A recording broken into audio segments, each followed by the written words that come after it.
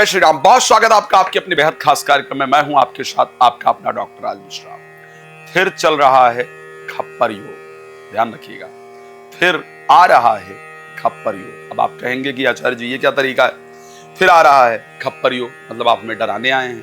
नहीं, ज्योतिषी का काम डराना नहीं बल्कि सचेत करना है। एक बात आपको कहना चाहता हूं कि यदि आप श्री राम कथा, श्रीमद् भागवत कथा से शिव महापुराण की कथा मेरे द्वारा कराना चाहते हैं तो आप संपर्क कर सकते हैं।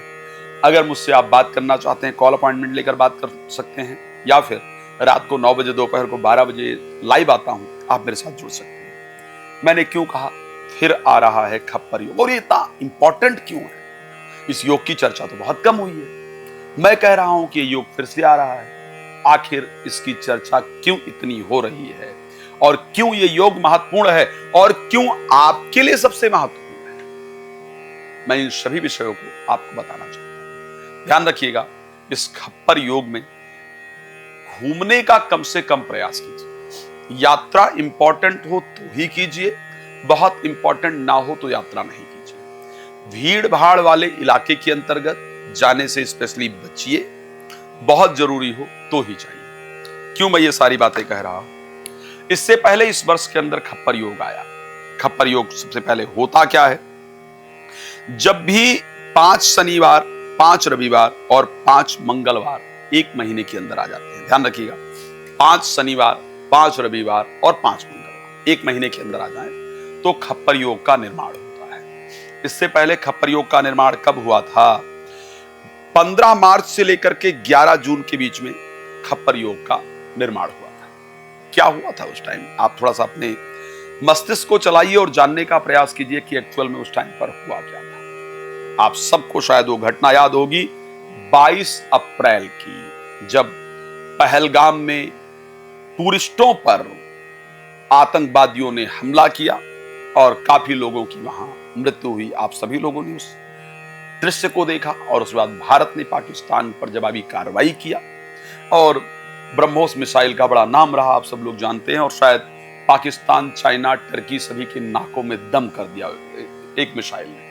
हम कैपेबल हैं, हर चीज का जवाब देने में हम सक्षम हैं, इसमें कोई दो राय नहीं। लेकिन फिर भी नागरिकों को हम जब अपनों को खो देते हैं, उसके बाद हम किसी को कुछ भी कर रहे हैं, हमारा तो अपना चला ही जाता है। तो इसलिए मैं कहूंगा कि फिर वही खप्पर योग जो उस समय बना था, और खप्पर योग का जब निर्माण हुआ था तो बाकायदा ये वर्णन किया गया था कि इस प्रकार की घटनाओं का होना संकेत करता है।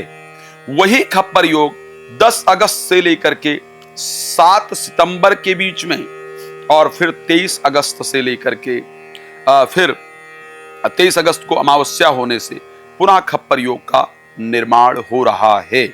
तो ऐसी परिस्थिति के अंतर्गत क्या क्या हो सकता है? अनेक देशों में विस्फोटक घटनाएं हो सकती हैं, होंगी ही होंगी, इसको ध्यान रखिएगा। आतंकवादी घटनाएं इस समय पर किसी कंट्री में ना हो, इसकी पॉसिबिलिटी बहुत कम है। विस्फोटक घटनाएं होंगी, आकस्मिक मृत्यु योग है, विश्व के प्रमुख शक्तियों के मध्य युद्धजन्य परिस्थितियां बनेंगी, भयंकर प्राकृतिक आपदाओं से जन धन की हानि होगी। कई बार हम लोग कुछ अच्छे प्लेस ढूंढते हैं जहां पर हम बहुत घूमना चाहते हैं, जाना चाहते हैं, इसलिए हमको स्पेशली अगर मैं बात करूं तो 23 इस समय पर हमको 7 सितंबर तक अपनी यात्राओं को स्थगित करने का प्रयास करना चाहिए।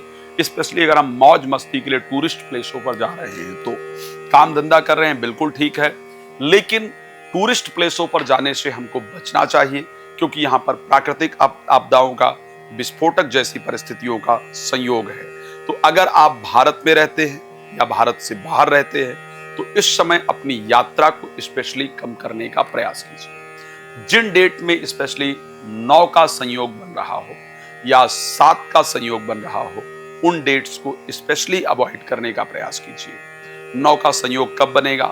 9 तारीख, 18 तारीख और 27 तारीख, ये 3 तारीखें विशेष है जिस पर हमको जाना अवॉइड करना चाहिए। 7 तारीख, 16 तारीख, 25 तारीख, ये तारीखें इंपॉर्टेंट है जिस पर हमें कहीं जाना अवॉइड करना चाहिए।